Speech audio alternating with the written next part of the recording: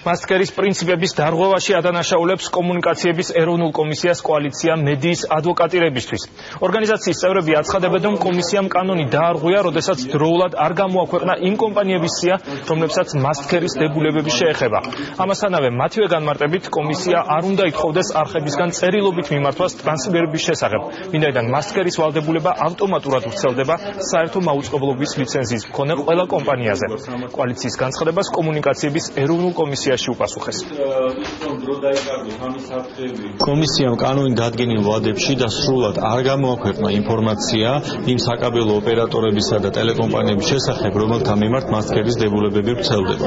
გარდა ამისა, კომისია ახდენს კანონის არასწორ ინტერპრეტაციას, როდესაც განაცხადებს, რომ საკაბელო ოპერატორებს შესაბამისი ვალდებულება წარმოეშვებათ მხოლოდ მას შემდეგ, რაც მიიღებენ წერილობით შეტყობინებას ტელეკომპანიების მხრიდან. აუცილებელია ეს პროცესი დროულად დაიწყოს, დღეს იყოს ჩართული ყველა ტელევიზია, ყველა ოპერატორის მიერ და მთავარი და ცალსახე არის ერთი რამე, რომ კანონით განსაზღვრული საკაბელო ოპერატორის ვალდებულება მიაწოდოს ნებისმიერი იმ ტელევიზიის კონტენტი მის მაყურებელს, რომელზეც ვრცელდება მასკერის პრინციპები. ეს არის საერთო ლიცენზიის მფლობელი პირები. ჩვენ ვამოწმებთ პერმანენტულად როგორც საკაბელო ოპერატორებს თუ რა მდგომარეობა არის, ისე მაუწყებლებს უკავშირდებით თუ რაიმე პრობლემა აქვთ, რომ დახმარება აღმოუჩინოთ.